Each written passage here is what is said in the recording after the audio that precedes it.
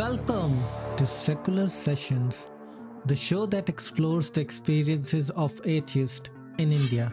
I'm your host, Raj, and in this show, I will be talking to fellow atheists from India about their personal journeys and experiences of living as a non-believer in a country where religion plays a significant role in society. Secular Sessions is a bilingual show with a conversation taking place in both Hindi and English. By doing so, I aim to reach a wider audience and shed light on the experiences of atheists from all parts of the country. I hope that this show will provide a platform for atheists to share their stories and for viewers to gain a deeper understanding of what it means to be an atheist in India. Join us as we explore the world of atheism and secularism in India on Secular Sessions. Hello friends, call me Atheist here. Today I'm joined by Rahul, all the way from United States of America. Hi Rahul, how are you? Hello, I'm good. Thank you so much for having me here. Our pleasure is all mine. Thank you for getting in touch and wanting this session as it immensely helps me. And I love chatting with people who have gone from religious to non-religious. So, which religion did you come from, Rahul? So I was brought up Christian, and yeah, I don't define myself that way anymore. I call myself an atheist now. Oh, cool. So, what changed? I think, it's still the same old cliche story of over many years just questioning myself and questioning the things happening around me. Mhm. And I think it all came to a culmination around the time of COVID, I guess, because for Okay. so many years it was at that breaking point, but there was just enough around me to keep me in the religion. And I Okay. guess somewhere during COVID, when I was cut off from people, I could come to my own conclusion and decide that, okay, maybe this is not my thing anymore. Okay. So I'm assuming that your family is religious. Yes, yes, they still are. Cool. And do they know about it? They do. Okay. I have told them about me not being religious anymore. I Hmm. think they still have difficulty digesting the term atheist because I Okay. don't know, they have very negative connotations with it. But yes, technically they do. So when you were a theist, have you heard about the word atheism? So before I was an atheist, yes, I did hear about it, and I think when I was religious, I heard about it, and obviously there were talks about atheists just being godless people, quote unquote godless people, and Yeah, that was real and though. yeah, it is real, but at that point there were like quite negative, this sort of emotions tied with it, and I think for religions like Christianity, where people profess religions and try to, convert people, Mhm. there is this idea that, like this kind of inherent expectation that maybe I should like talk to my atheist friends and, tell them about God and stuff like that, Mhm. which, I'm not saying that any one person told me to do that. It was Yeah. just, I had, just this general expectation. So I knew about it and I felt like that was wrong, back then, that shouldn't exist. No one should not know God. Okay. And yeah, So a when couple of you, years down. Yeah. yeah, so when you thought of an atheist, what was your perception like? Do these people Uh, not, are these people not aware of the God, or are these people don't want to believe in a God, or what was your perception? I think my perception was that they definitely knew about God at some point, but Mhm. they had forsaken him, her, whatever. So, Yeah.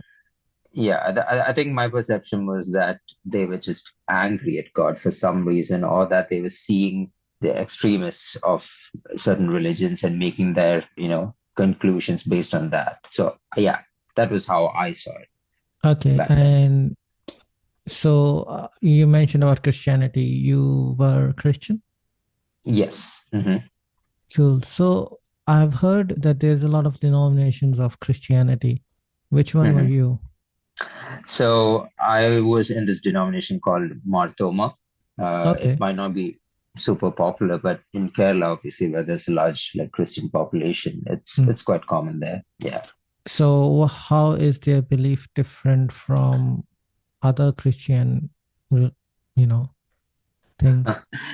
Yeah, see, that's the funny thing because um, for most of those, different sects, their core beliefs don't really change a lot. It's Yeah. just, tiny internal beliefs about certain specific matters, or like, even some just straight up political, difference of interests and things like that just causes them to split up and create all of these different denominations. But Yeah. yeah, so I think with Mahatma, there wasn't really a defining feature. I just knew that there were other denominations that like believed in like human people to be, holy, and they believed in like Mother Mary to be holy, and Oh whereas the yeah. Marthoma denomination just focused on like God and Jesus and nothing else. So Hmm. I think that was the only like kind of defining factor that I knew of. And comparatively to, I guess, the evangelical denominations, for example, it was Yeah. so much more low key in the sense that no one was interested in like professing their religion or like proselytizing. But obviously, that's a generalization. There were definitely quite a few people who were interested in that, but I I see. guess it was not something that was taught to us that, we should go out and profess our religions and try to get other people to join and some stuff like Okay. that. So you Yeah. were not involved in like asking your friends to, see the light. Oh, definitely not. It was just, I guess the thing that I mentioned earlier was just something that came to my mind just Okay. out of my own, belief that, oh, maybe Christianity is the right thing to do. Yeah. Hmm. Christianity is definitely the most popular religion in the whole Yeah. world, And since you are in America at the moment, then it is Mhm. really, really popular. Of So, course. Yeah. so when did you move to America, if you don't mind me asking? Yeah, no problem. So I moved to America right before COVID hit, like in 2019, which Oh, was wow. like the worst time ever, but Yeah, it had its benefits too. Yeah. yeah. And so did it hit you when you were in America that atheism could be a real thing? What exactly changed there? Like you were all religious and you said you had curious thoughts. hmm So what made you change and think more about it? Yeah, that's a great question. So I think coming here and obviously seeing that, there is this massive population of people here who want this to be a Christian nation, like Yeah, almost similar to, how our far right wants, yeah, our country to be a Hindu nation. yeah. Like it was quite, I could draw parallels there. So Mm, seeing that and seeing how just people used their religion to make, you know, just completely silly decisions many times. There were quite a lot of people over here who just were straight up against, mosques and vaccinations and all of that, just believing that their sovereign God is going to take care of them. yeah, And, I guess seeing all of that, the questions that I already had gained so much more power in my head. And I yeah, was like, why do people think this? And, and if they're true, why would a God in the first place like bring about this massive pandemic, which has already killed so many people? It's not about yeah, whether people will die or not. It had yeah. already killed so many people. So I think that it was key in that way for me to see that. And Okay. also there was this other huge part that I was away from family for, Mhm. like several thousands of miles away from them. And That I must have been finally, hard.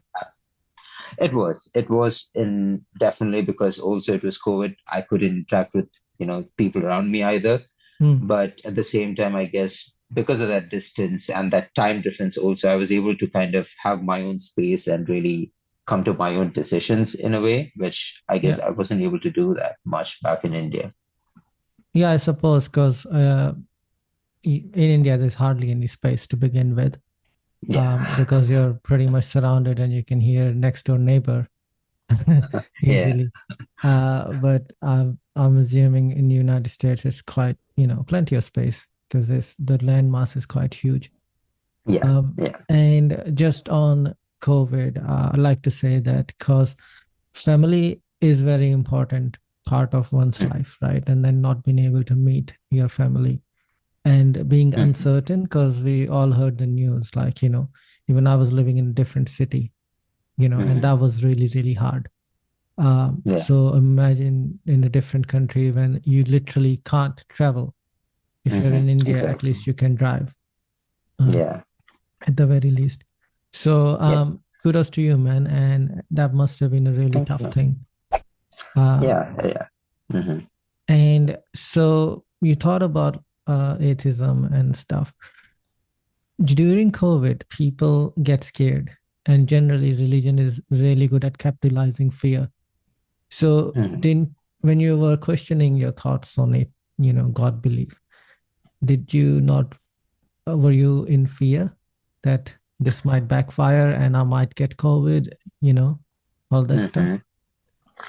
Wow. I mean, another great question, but um, I think because I was seeing so much of the fear around me, right? There was so many people just completely scared and they were just digging deep into their faith Hmm. to keep them safe. I saw so much of that and I saw so much of what, or so much of how it could harm people, right? Because some of them were not taking logical decisions because Of obviously, like course. if you want to have your faith and do something with it and still take logical decisions, that's completely fine with me. Like, do you, Yeah. that that doesn't bother me. But if you use your faith to make completely logical decisions and you put not just yourself, you put the people around you at risk, Mhm. and that becomes a problem. It becomes a problem for everyone. It becomes a problem for me too. So I think at that time, that prompted me to really look into the statistics and the science behind it. Okay, like why do we use masks? Like even vaccines, obviously we all take vaccines, especially in India. Yeah. We The just, polio we vaccine. used to it. Exactly. We're used to it. So we rarely question it. But I felt like, okay, everyone is saying that the COVID vaccine has something wrong with it. So I really went into it and really looked it up and tried to understand it. Mhm. And I guess because of just understanding the facts and understanding the statistics and seeing like that the pros outweigh the cons by a mile, I guess because of that, I just did not fall back onto my religion to support me. I just knew that, well, technically science has got my back in a way. like Yes. like if things go wrong, things will go wrong. And I just knew at that point that, well, so many people, so many good people are losing their loved ones, they're losing their own lives. Mhm. And they're like, it isn't fair for me to think that I am somehow protected from all of this because I believe in this God who's apparently the one God. Mhm. And that wasn't right, in my mind. I guess because of that, I didn't fall back on Oh, that's good. Because during COVID or just before it, I started to be an atheist. And I was thinking about the COVID and like, why would God do so much? Because people like you were away from your family and they couldn't go back to your family, and it. Hmm. not putting anything down on you, but there were a lot of people in the same boat, I would imagine. Hmm. And if something would have gone wrong, they couldn't reach, why would a loving God do that to its own Yeah, children? yeah, That was just diabolical. So, of course. that kind of made me think is like maybe there is no God, or if there is a God, then well, he's a what word. Yes, I know all the words because I've used that quite a bit. Yeah, and that's interesting. So, because you're in America and Christianity is the biggest religion, did you think about going to one of the churches and maybe that would calm you down, or this thought didn't cross you? Funnily enough, like coming to the US in 2019, I've not been to one church. Oh, ever since you then. heathen. Yeah, I know. Like sometimes I call myself that, but yeah, yeah, it's just so. And I think that there was just this other factor that I have like struggled with like social anxiety for a long time, and also like just naturally I kind of see myself as an introvert most of the time. Mhm. So, it was never this natural reaction for me to be like, oh, I should go to church, right? Whenever I felt like, I guess, when I was in that religious phase of mine, whenever I felt like I needed some sort of emotional support, I would just pray in silence. So I Mhm. was, I guess, never the type to just get up, get dressed and go to church. Mhm. So that to me was always a tiring chore. And I Mhm. think that helped, in a way, my social anxiety and my introversion helped Yeah. where, I just did not go. And I think not going helped me to just see things from an unbiased point of view. And, Okay. I think that overall just helped me to just stay out of church and stay out of religion. Mm, I see. We briefly touched on it, like on the vaccines and stuff, but how, because your family is religious, so how was their reaction to vaccines? Was it easy Oh, to convince them or? hmm oh yeah. I mean, they were convinced like Okay. from the beginning. Like, I don't think they used religion as a means to just deny actual facts. Oh, that's nice. They, yeah. So like they are definitely, like quite logical, I would like to say. And they are good people at heart. I know this, but you know, their religion is, I would like to say, in this one tiny compartment in their brain that they rarely bring out. So most of the time they are completely Mhm. logical and, use common sense to just rationalize a lot of things. But yeah, it's only in specific situations that, they bring up that religious part of their brains. Mhm. So yeah, thankfully I didn't have to convince them about vaccines and stuff. And they were the ones actually telling me that, like they were seeing a lot of stuff about America not being very careful about the Mhm. mandates and stuff. And they were the ones calling me every day and telling me that, oh, like you definitely should always wear a mask, die like double mask if you need to, That's take nice. it, get the vaccine as it comes, as soon as it comes, and get all the boosters and all of that. Mm. But yeah. Oh, that's very good. And I want to ask you, even though you mentioned it earlier, like atheism has been a positive impact in your life, or it sounds like. Mhm. How did it help you in your life? Like just not believing in God, what things helped you? Yeah. So obviously, I think that's a heavy question. So, Yes, it's a fully yeah, loaded question. yeah, of course, of course. Um, so I think for the longest time, so many things that I've had to deal with, like especially when it comes to mental health, I've had to just constantly deal with it myself and keep asking this like apparent being out in beyond space and time that like Yeah. how do I deal with this, right? Mhm. When there were many steps all along that I could have taken to get actual help. For Yep. example, I just constantly kept asking this, this apparent being, and constantly I would feel like this is still a part of me being tested. For example, like Oh, I if you see. don't know that the Christian religion has this almost like a fetish with God, Suffering. God testing his, yeah, basically torturing his disciples to see if they quote unquote love him or not. And it always bothered me so much. But at the Mm. same time, it was what kept so many of the Christians in the religion that I thought that, okay, this must be just one of those times, God is testing me to see if I Mm. come out stronger God at is the like end the of it. big God is like the biggest software tester ever. It Exactly, does the exactly. Like penetration testing to the max.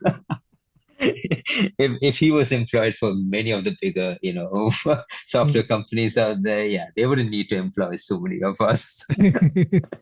Nah, that's good. So, sorry, I interrupted. So, Oh yeah, yes, no worries. Christianity has the obsession with suffering. Yeah, Um, Yeah, and I think like that was extremely apparent in this one chapter of the Bible. I don't know if you're aware of it, called Job, and that I haven't read and the Bible, so I'm all yeah, ears. no worries, no worries. So I was just saying that, maybe expecting that you had just heard about that one chapter, because it's quite notorious. Because Mhm. in that chapter, it's all about God just straight up approaching the devil.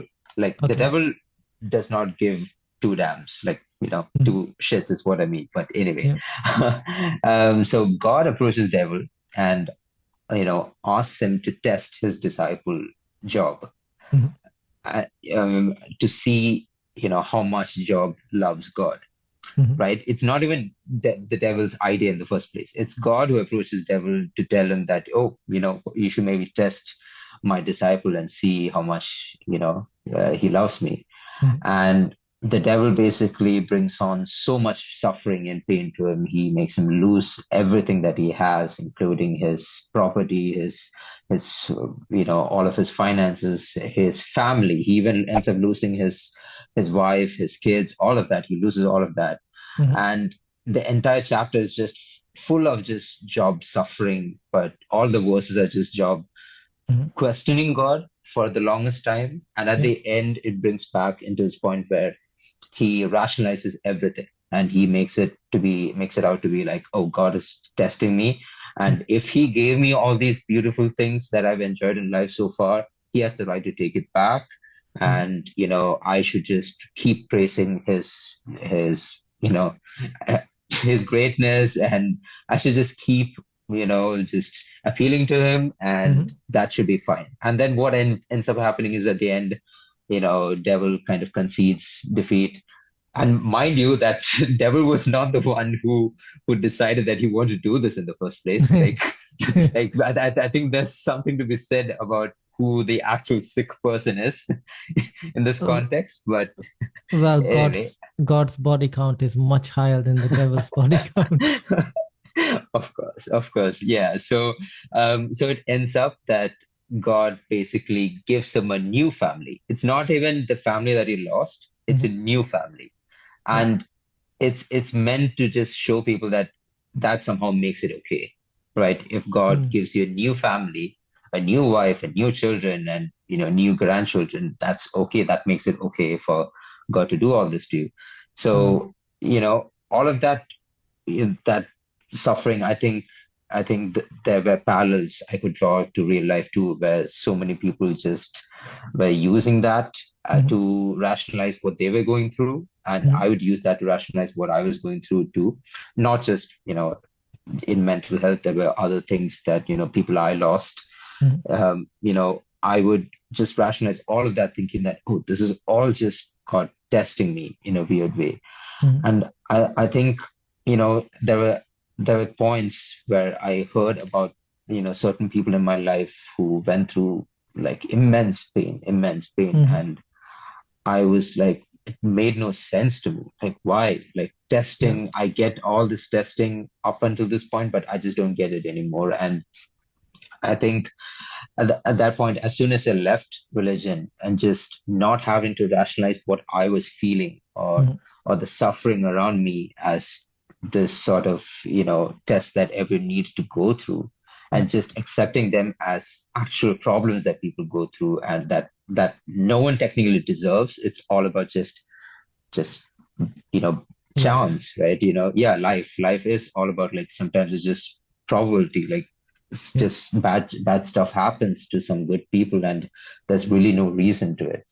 Yeah. And I really needed to accept that, because otherwise, I think for the most of my life, I was just trying to find reason why certain good people were suffering. I kept trying to find reason, and I think that was unhealthy, because I would try to pinpoint some negative quality in them and think that, oh, it might be because of this. Mhm. And I think finally breaking away from that, I was able to just let it all go and accept, suffering for what it is. And also, the other thing I was able to do was Mhm. just see people for who they are, right? Mhm. Not as being tied to this religion, not as, okay, this person has this qualification or Mhm. that or this. I was just able to see people for who they are, because previously I thought that, because the Bible said it, and also because our Indian society says it, I thought, okay, Mata, Pita, Guru, Devam, all of that. Yeah.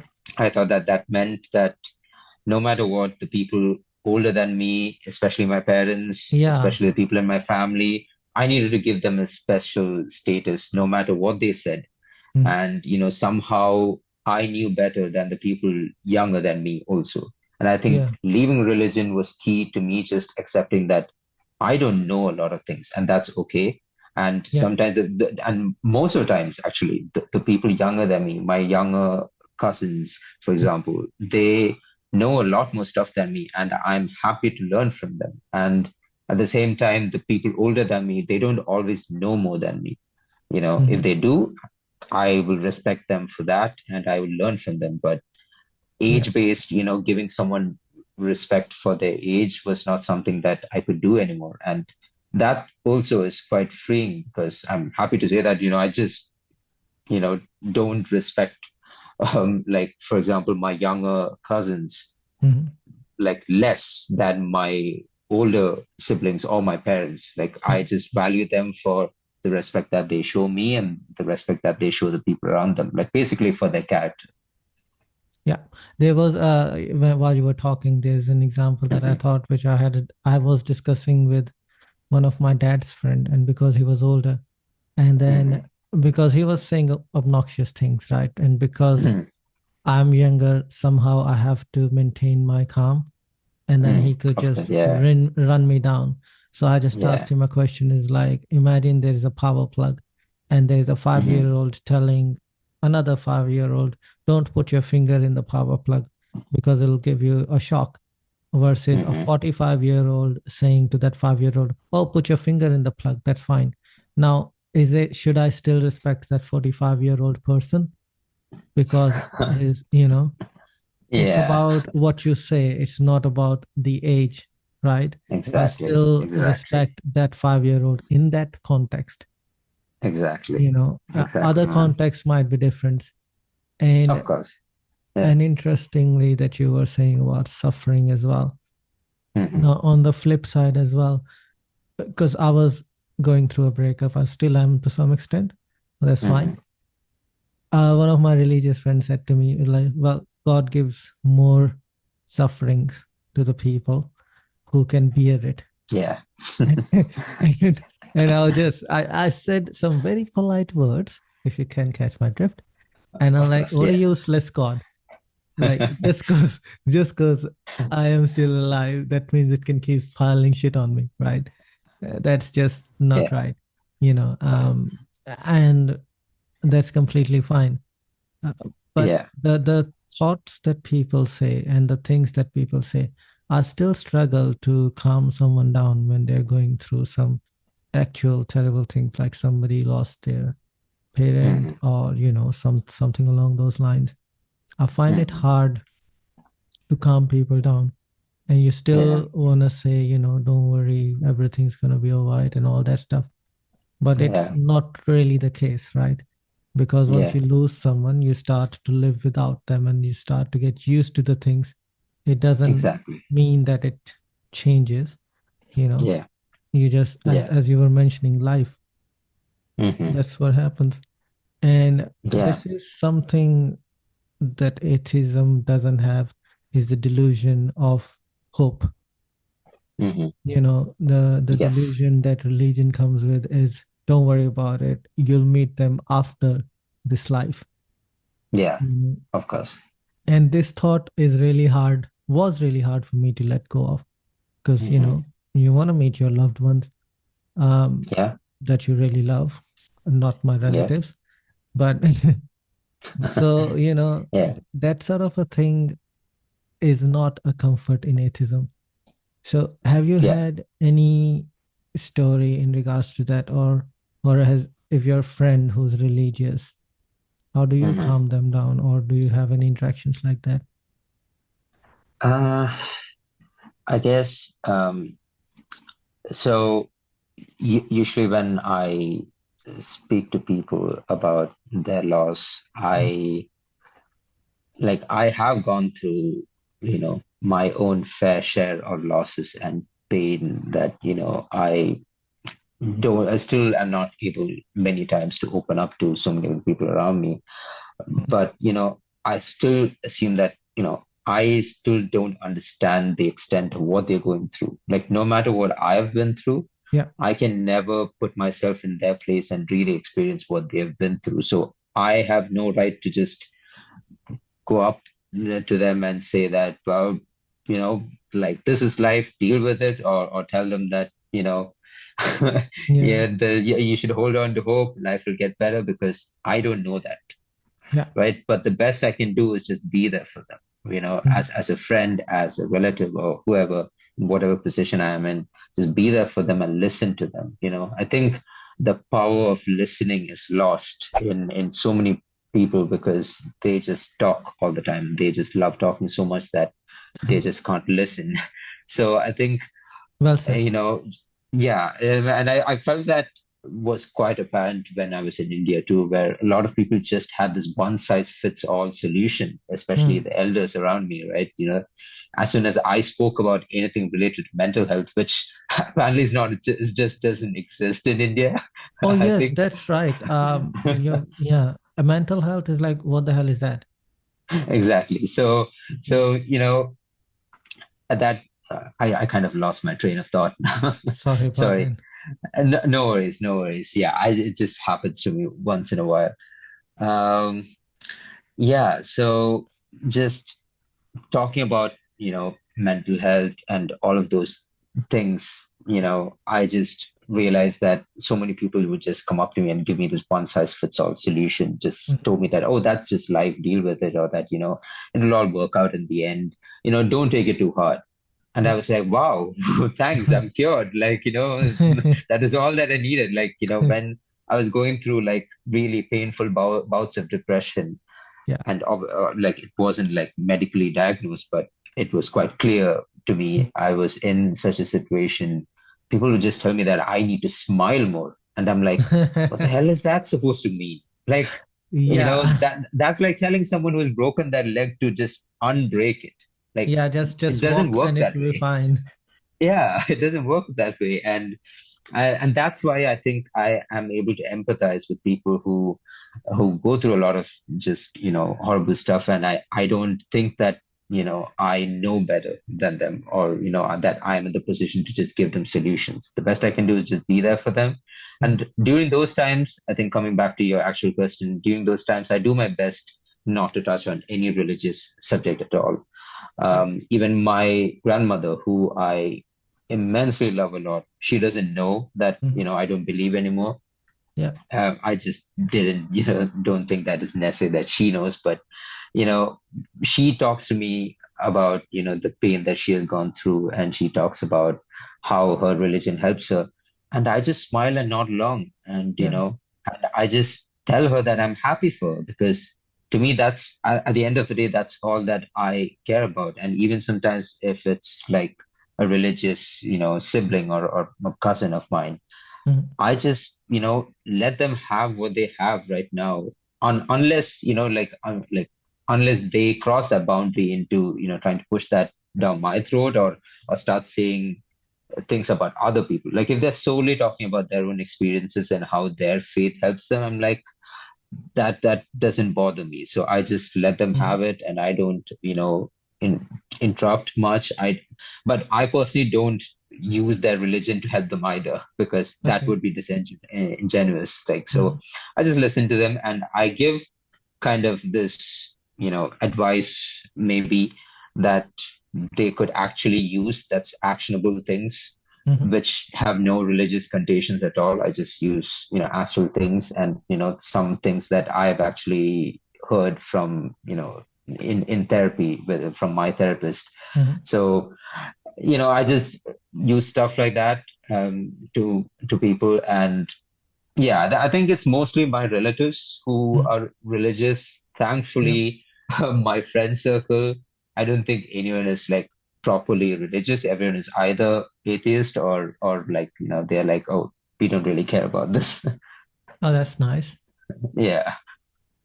So, So thankfully I've not had to have, people tell me that, everything will work out mm, because God, wants it to work out for me. But mm, obviously there have been once or twice some relatives who give me, advice telling me that, God has my back. And I guess, sit there in silence. mm, It depends on the context also, if the context is a bit of a heavy topic, and also if there are other people around me, I don't try to engage, I just let it be. But mm. obviously, if it's in a more private setting and I know this person quite well who's Yeah. talking to me, I would tell them that, well, like, thank you for wishing me the best, but Mhm. I don't believe in that God But don't tell anymore, me at again. least. But exactly. I'll tell them that what you're telling me does nothing to me. Actually, it does worse. It makes me feel worse. So just, try not to say that again. Yeah. Yeah, that's what happened. Like, because I've had like two, three girlfriends, and when one person, if my girlfriend leaves me, then Hmm. my friends were saying that, you'll get a better one, and then of Yeah. course the next person I find is obviously going to be a better one because the things that I didn't like about in a person, Hmm.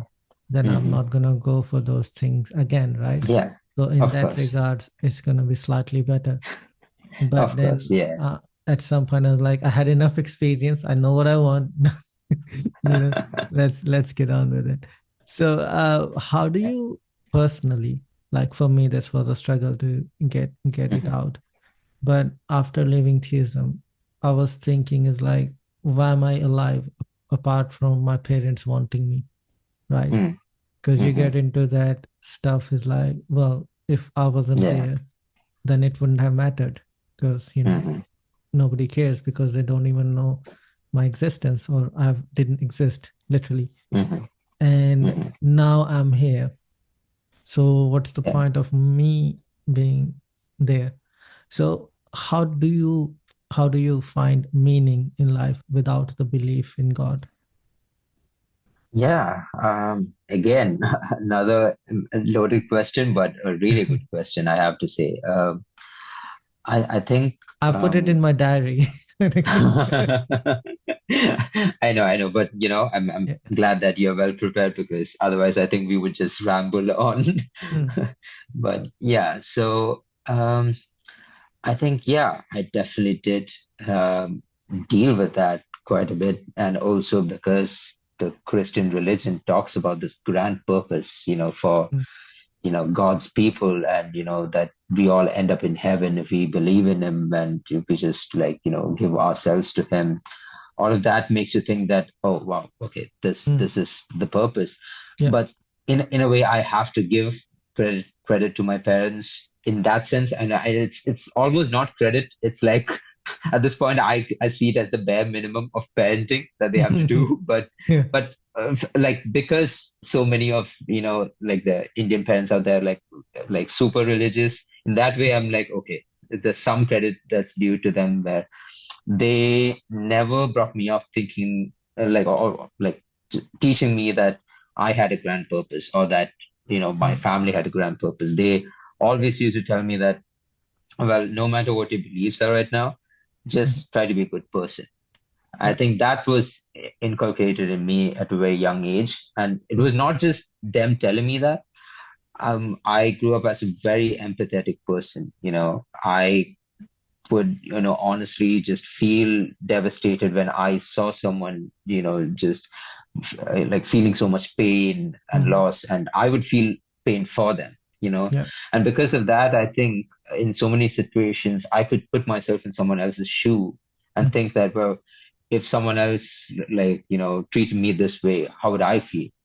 yeah. And because of that, I could just, in some situations, just treat people much better than maybe just other ignorant people, Mm, might. So because of that also, I think over time, I had this goal that I want to be a better person. And that's okay. not me saying that I am a good person right Mm, now, right here, right now. I'm learning every day. I'm yeah. learning. I've made mistakes. I've hurt people, Mm, but through all of that, I know that I'm learning, that every day I'm making a difference, to be a different person and to make sure that, like I don't intentionally go out there and hurt people. Mhm. And because of that, I think for the longest time, didn't think too much about this large purpose or Mhm. or the grand scheme of life. But Yeah. obviously, being part of the Christian religion, it's bound to happen. It did happen to me. There were multiple years where, I thought that I had to act a certain way to like get into heaven. Like it's this exclusive club Yep. that Yeah. I need to get in somehow, and the bouncers wouldn't let me in if I sinned. Yep. So yeah, there were a lot of years that way, and I think uh, over the years, and I think also when COVID hit, and I saw that so many good people were just suffering, and I and in a way, I looked at the virus that was causing COVID, and I just saw it in a way that those beings like Mhm. that they just came to be, right? They just came to be, and the purpose of their life is to just do this. Mhm. It's not necessarily that they actively know that they're hurting people or they're doing bad things. Mhm. Is That's just their purpose, is to live, Yeah. to survive somehow. Yeah. And I just realized that, well, what makes humans any different? Like, sure, our cognitive abilities are much much better than so many of these other beings, but that doesn't make us any different in the grand scheme of like evolution and natural selection, all of that. So I Yeah. was thinking that, well, you know our human race is probably just here just the way that the fruit flies exist, or like the giant squid underneath in the ocean exists. Like, what Mm. makes us any different? We're just one race, Mm. and we're just existing, and we're continuing to survive. We're trying to make life better for each and every one of us, and in a way that was enough purpose to me. And also, I think over those couple of years where I was dealing with poor mental health, I was just teaching myself to like love myself better, Mhm. to just accept myself for who I am and Mhm. not try to be someone else, someone who I'm not. Yeah. So I think also that gave me the tools to just think that, like just striving towards my happiness is enough. And I Mhm. know that sounds selfish to a lot of people, but like when I say that, I don't mean that I will step over other people to get to my happiness. That Yeah. won't ever happen to me. For me to be happy, I need to make sure that, the people around me are happy too. So in that way, I was thinking that, well, I've got like the short window on Earth, right? Mhm. No one can say for how long, like, Yeah. but just based on statistics and stuff, like 80 to 90 is like the best I think I would get based on like, Mhm. all family history and all of that stuff. But, Yeah. I'm thinking that it's such a short window compared to like the billions of years that the universe has existed. And I'm thinking, well, I don't need to make a huge purpose out of this. I Yeah. can just think that I just want to do my best to Mhm. continue to stay happy, and also do my best to make the people I care about happy, and also do my best to not, hurt anyone really. Mhm. Because obviously I knew realistic that I couldn't make everyone happy. That Yeah. wasn't realistic. So I just told myself that, at least if I don't, help everyone, at least the best I can do is not to make things worse for them, like not harm them. And I think that helped me. That kind of counteracted the kind of indoctrination that Mhm. the grand scheme of Christianity had on me, Yeah. where I thought that I had this grand purpose. But I think that helped me to combat all of that and think that, what, just surviving and being happy is enough. So there is one thing that you touched upon, and it is Mm-hmm. slightly off topic, but I No think worries. Yeah. it's a very, very important topic. You said you were empathetic, and I Mm-hmm. believe that empathy is the most underrated thing currently in India, at least, Mm-hmm. because there is a lot of the times that we do things and we don't care about what other person's gonna feel. Like, Mm-hmm. just a simple act of, if you're in a line in KFC or McDonald's or wherever, you just break Yeah. the line. You don't Mm-hmm. know Yeah. when did the other person come and how long it's been standing. Exactly. We just are expected to cut lines, and Yeah. our parents do it. So it's Yeah. naturally inclined towards the children, and it's okay to do so. I'm taking a very Hmm. minor example, but there's obviously big things to it. It's like Of course. you drive fast and you wet someone else when it was Hmm. raining because you drove Hmm. fast, and they had water splash on it. We don't Yeah. even go back and think how's their day gonna be. They might be going for an Exactly. interview or anything. There's Hmm. absolutely no thought about it. I didn't used Yeah. to think about it before, but since becoming an atheist, because I've become more aware of the environment. Before I was like, oh well, God will fix it. You know, Hmm. now Yeah. I don't have that comfort, and now God doesn't fix anything for me. I have to do it Yeah. myself. So I try to not make a mess. So I have to do less cleaning, if you know what I mean. Of And course. Yeah. this empathy just ignited me, and I watched a lot of psychological videos and stuff. Hmm. Because I naturally am a bit empathetical, but I never Yeah. really realized it. And as you Mm. mentioned that you can feel their pain, the other people's pain. I Hmm. sometimes as well, and it's regardless of their religion. Like if a theist is in trouble, any Yeah. religion, if they Hmm. need my help and I'm able to help, then I will Hmm. help. Yes. But if I'm Yes. not able to, then I can't. Because I've done a first aid course, and the first thing they told in is like, if you are, if say you find someone in an accident and Hmm. the car's on fire, don't go to the Hmm. car if you're not prepared to deal with that or you have no experience with it. Because do not put Hmm. yourself in danger to help someone else. That's the first rule of first aid. Yeah. And that applies to life as well. If Hmm. you are if you are not happy, you can't make Hmm. others happy. You know, Exactly. Well said, and man. Well said. and Yeah. that's what I've learned. And just one thing now, because you don't believe in a God or you don't think God exists, do you think there is any evidence that can convince you otherwise? Uh, yeah. So I think, and I think this is just cliche answers that so many atheists must have given to like apologetics by now. Yeah. But, I would assume that this all-knowing God, you know, he can definitely do better Mm, than just claiming that he's going to send his son back for his second coming for several centuries now. He can mm, do better than that. yeah. And, you can't just point at random things in the universe. Like, you can't just point at the constellations and you can't just point at the trees and say that, oh, this is all evidence of a God. Mm, That doesn't make sense, because you're still attaching, a creator there where technically doesn't need to have a creator. mm, So I think this all-seeing God, all-knowing God will definitely know what's actual proof, mm, what's actual, evidence that, I would need to be convinced. And I think they can actually show that to me.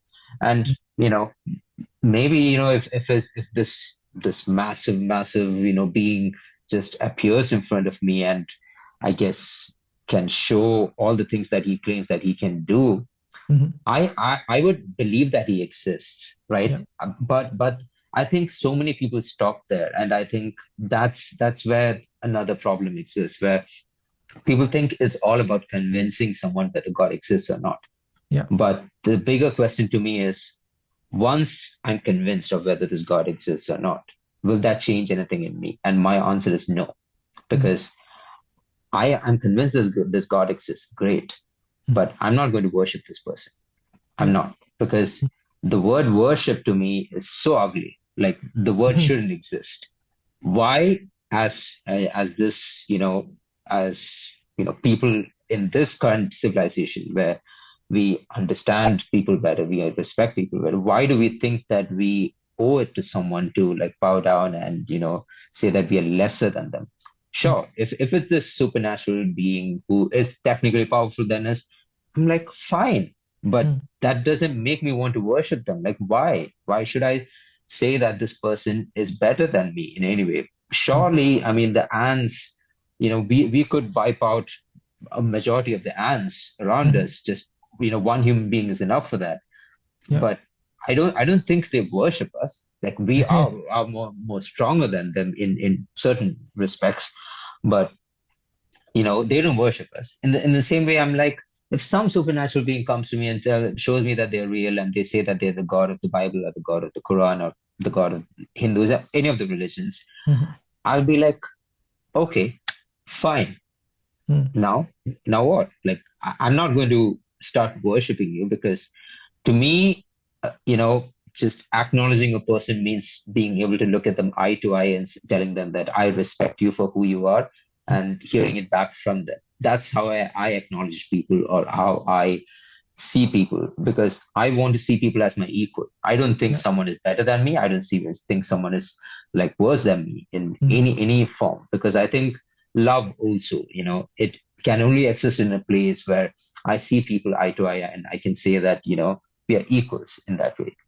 Yeah. And I don't think there is any form of love that could exist where one party in those two, parties involved is telling that I'm so much better than you, and you have to bow down to me, you have to do everything for me, you have to give your life to me. Mm. But we are going to call it love. You can't redefine what love means. Love Yeah. always means in situations where people can, just look eye to eye and just love each other for who they are. And Yeah. everything about the Christian God, if you look at it, is all about just textbook abuser or manipulator model. Like everything in the abuser model that you might hear in Mm. like psychology classes or like in therapy sessions, Mm. everything is there in the Bible. Like, manipulation, like gaslighting, like just um, like all the basic things that, like, telling the person that, your belief in some other gods, Yeah. that's going to that's going to make me angry at you, or that, you didn't do this for me, so I'm Mm. going to get angry at you, or your family didn't do this, so I'm going to kill you for that. Mm. All of this exists in the Bible, and somehow we have rationalized that to be love as a society.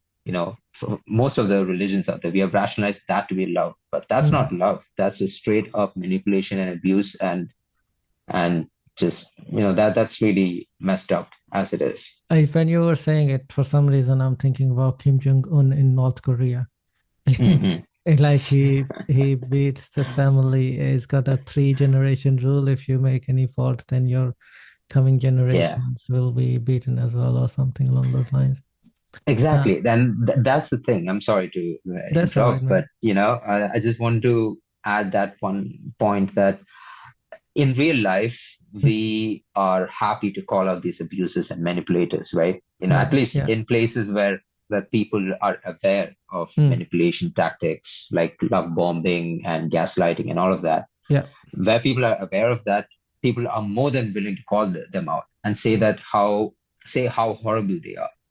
But when these exact things happen in these religious texts, people don't bat an eyelash. They're fine with it, because somehow that makes it okay. And Yeah. also, that I think is the biggest piece of evidence to me that a bunch of ignorant and, just just ignorant and uneducated people over the course of history, they are the ones who have contributed to the Bible, because they clearly did not understand what empathy is. They did not know how to understand what other people are going through. They did not understand the natural phenomenon happening around them. So they just wrote their version of things, and they wrote down rules saying that, the things that made them uncomfortable should not happen. They just made them out to be sins, like, the inherent homophobia in the Yeah. Bible, for example, that I'm sure is just coming from people just realizing that, okay, it's not common to see, like, to have homosexuality happen Mm. in nature. Like, obviously, the majority, as we still know it, is still like heterosexuality in many ways. So, just I think it's just people fearing the unknown, and then Mm. just putting down rules in a book saying that, oh, this is a sin. This God does not like this. And that is what has come, come to this point, till this day, there are so many people who have a problem with people just loving people, like people, like whoever they are, whatever gender or whatever sex they identify with. People have a problem with that just because some ignorant person several centuries ago wrote down stuff that they had no clue about. And somehow, people just can't see it for what it is, because people will call out so many of these like ugly behaviors in real life, but they won't do that when it's coming from a religious text. But you have to see that the God, imagined God, is a very powerful being as well. So I think when people see a normal person gaslighting someone, it's easy to point out. But if you point out God, he's gonna make sure you are on hell while you're on earth. And even when you die, he's not gonna let you go. Right? That's fair. So he's an ultimate thug.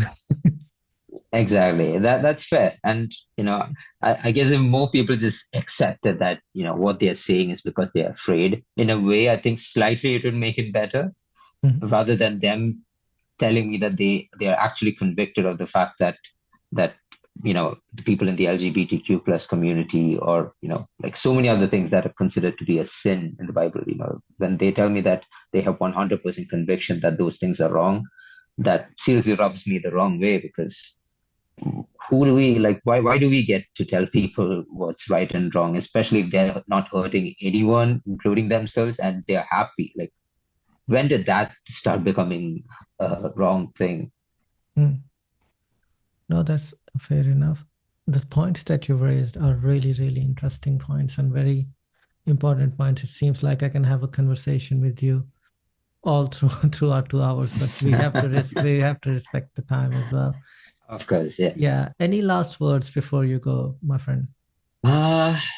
Yeah. So, again, I guess I would primarily like to thank you for this opportunity, because, I don't think I've been able to just constantly talk like this to someone for so long. And I think during this conversation, we were able to see how well we vibe with each other. And yeah, I definitely want to keep contact with you, and hopefully end up being good friends. Yeah. But other than that, I think in general, to any person who's listening, who has been questioning things, and I don't think anyone who's not actively questioning things would end up on this video, right? So anyone who's questioning things, I just want to let them know that it's okay to question, and they should keep at it, like however difficult life is. And I'm not assuming that your life is easy. And I know that especially in certain cultures, it can be really difficult to question things because of how much you're, taught that you are going to be punished for it. But I hope that you can hold on to those questions, because either way, I'm not hoping that you end up being an atheist or anything like that. I'm just hoping that more people question things, more people come to their own conclusions after a long round of questions, because I think blind belief is what got us to this point of just so much hatred, and I think it's necessary that we all question our own understandings of things. And so whoever is listening out there, I think that's mainly just what I want to tell them, is to hold on to that. Just, read more, just try to understand the facts, like question everything. Like if you have a problem with, some scientific paper that's come out, that's completely fine. Question it, and I'm pretty sure the author of the paper or the people who did the, studies on the paper will be willing to tell you the exact details of, what they did and how they came to the conclusions. So question things, that's completely fine. Nothing is beyond questioning, and just keep at it. And I hope most people find happiness that way. Question things. I like that. And on that note, let us think, and you can call me atheist.